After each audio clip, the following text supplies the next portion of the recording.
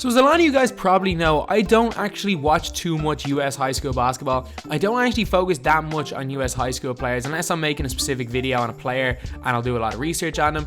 But for the 2019 high school class, I'm actually watching a lot more than I would for any other class because there's actually a recruit, Aiden Igihan, the Irish Hulk, who's around 40 in a lot of recruiting services, but on NBADraft.net they actually haven't projected to go in the lottery in 2020. I'm not sure if he'll go that high, but he definitely has the potential to be one and done. And the reason I'm so interested in it is that when Aiden was back in Ireland, I would have coached against him. So I've basically been following his career since he went over to the States. And I've also kind of been following the careers of a lot of guys around the same age and just see how he compared with the best players in the world at his age. In this video, I'm going to be talking about the #1 recruit in that high school class. And it's a big man, James Wiseman. While there's a lot of good players near the top of this recruiting class, including Cole Anthony, who's probably the most hyped top recruit if you don't count LaMelo Ball. But from what I've seen, James Wiseman is definitely deserving of that #1 recruit spot. And in this video, I'm going to be doing James Wiseman. How good is he actually? So before this video starts, I'd just like to say I'm doing a Daily December. My initial goal in Daily December was to hit 70,000 subscribers. We've hit 76,000 subscribers today, which is nuts. So even if by the end of the month I hit 80,000, I'll be so happy. Because like in the last week, we've gained 10,000 subscribers. If you guys like basketball content anyway, I will be uploading video every day for the rest of this month. And sure, we're only 11 days into the month. There's still another 20 videos to go after this. But anyway, now let's get on to the video. So James Wiseman is a 7'1" big man with a wingspan of 7'6". Yep, so he's incredibly long. So first of all, we're going to talk about his strengths. His first strength, obviously his length. He's 7'1" with a 7'4" wingspan. His next strength, and which is probably his biggest strength and the biggest reason why he's the #1 recruit, is because of his just overall athleticism. He's extremely mobile for a guy who's that height. He moves almost like a guard. He runs the floor great in transition. He's got really good footwork in the post. He's got good footwork on the wing. He scores really well from lobs, which is big in an NBA that's more and more reliant on the pick and roll. Also, his athleticism means that in a couple of years' time, he may be able to start switching onto guards, and he does have that type of potential, and that's something that's really important in today's NBA. Another strength is the fact that he's left-handed. Like, I know he is almost entirely left-handed, which isn't the most ideal thing, but anyone who's guarded left-handed players know that you have to guard them all differently. Just being left-handed is a strength because it makes you more difficult to guard. Is it a significant strength? Maybe not, but it's a reason why an awful lot of left-handed players can get away with just being solely left-handed because they're left-handed, whereas if a right-handed player doesn't have a left hand or can't go left, they're going to struggle a lot more than if it's the other way around.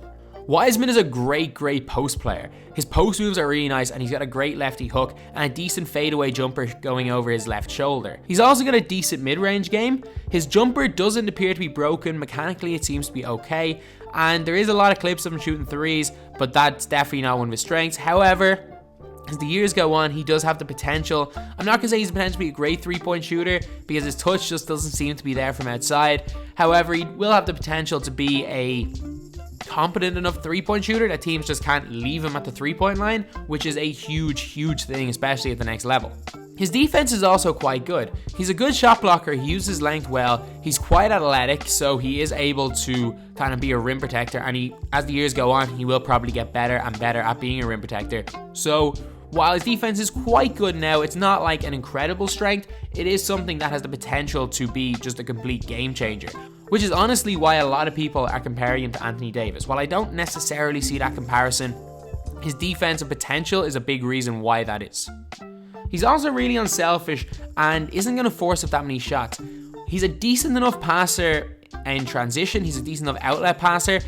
He's also quite good at hitting open shooters, and again, this is something that's huge at the next level. If he wants to be a post player and a guy who works from the inside, he's got to be able to hit open jump shooters, because if teams do try to double him, especially at the NBA level, which realistically is the level he's going to be able to play at, if he's able to hit open shooters, he will be able to really punish teams with his post game. If he's not the best passer and he becomes a black hole, he'll definitely struggle initially anyway working at the post.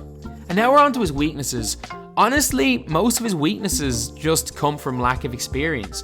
He doesn't seem to be great positioning wise on defense. While he's not a bad shot blocker when he's in the right area, his defensive instincts just aren't really there yet. And it's kind of the same on offense. He kind of just drifts in and out of games sometimes. And honestly, I'm not going to say it's that much of a weakness, more so than it's just down to inexperience. Like, he's 17 years old right now, and he doesn't turn 18 until next March, so he's very, very young for his class. He's also not a good three-point shooter at all. And regardless of what you see from the clips, he's not a good three-point shooter. From what I've seen stats-wise, he averages around 10% from three, which really isn't great. Although at the same time, he doesn't take that many three-pointers. He really, really doesn't shoot a good percentage of them. Rebounding-wise, he also struggles quite a little bit. While by no means is he a bad rebounder at all, for somebody his size and as athletic as he is, you kind of would hope that he'd be a better rebounder. But at the same time, he doesn't really lack aggression. He doesn't really lack willing to get the ball. It's just a little bit of that positioning, which I said earlier, it's just something that will come with experience. And I assume that by the time he gets to the college level, by the time he gets to the NBA, he definitely is going to be a much better rebounder. So how good is James Wiseman actually? He's honestly a really, really good player. A lot of people are talking about the 2019 high school recruiting class not being the best they've seen in a while. But to be fair, James Wiseman is a really good player, and so was Cole Anthony, and so are a few of the other players up near the top of this high school recruiting class. But Wiseman has extremely high upside. His ceiling is probably Anthony Davis type player. However, I'm not going to go as far as to call him the next Anthony Davis, because any player that you call the next blank never lives up to it. So I'm just going to call him a really, really good basketball player and a potential to be a really good player. And even though his weaknesses are things that he probably should improve on with age, if they're things that don't improve, I can't see him being that great a player at the next level. He's got all the physical gifts, but right now he's just a little bit behind IQ-wise and mentally, but he should. Even though it's a little bit too early to say that he will improve in these, the fact is that at 17 years old, there's very few players that have NBA level IQ, and it's something that he should definitely improve on. Do I think he's going to be a complete star straight away in the NBA? Not really. I think he's a guy who's going to develop over his first couple of years, a little bit like a Marvin Bagley type player. I know they're both left-handed, so it's a bit of a lazy comparison, but kind of the way Bagley is right now, he's going to be a solid player straight away, but I think after 3 or 4 years, he has the potential to be a star at the next level. He's definitely a guy that in the 2020 NBA draft could go number 1, but yeah, how good is James Wiseman actually? Really, really good right now. He's at worst going to be a solid NBA player. However, again, if he is going to be a number 1 draft pick, he'll probably be a top 5 without doubt if he does declare in 2020. And I honestly think that if he's available, teams will be crazy to pass him up. At the same time, it's yet to be seen if you can build a team around a big man and win an NBA championship. Since Dirk Nowitzki, there hasn't been a big man that's probably in the best 2 players in a championship winning squad. Maybe Chris Bosh with the Miami Heat, but him and Wade were like 2A and 2B after LeBron James. But obviously it is a guard-driven league. But at the same time, with how good Anthony Davis has been and how good some modern NBA bigs have been, you just never know how good a guy like this can be. And honestly, I think James Wiseman is going to be a great big man at the next level, because he can do everything you want from a big man. He can shoot the ball a little bit with the potential to hit threes. He's mobile. He probably will be able to switch in the next year or 2 onto guards and do a really good job on them, because he is relatively athletic. He's got post game. He's a good passer out of the post. He's aggressive enough. He's going to be a great rim protector. So he's got pretty much everything you need for a big man in basketball. So I honestly can't see why teams would pass up on him in the 2020 NBA draft if he does declare, that is.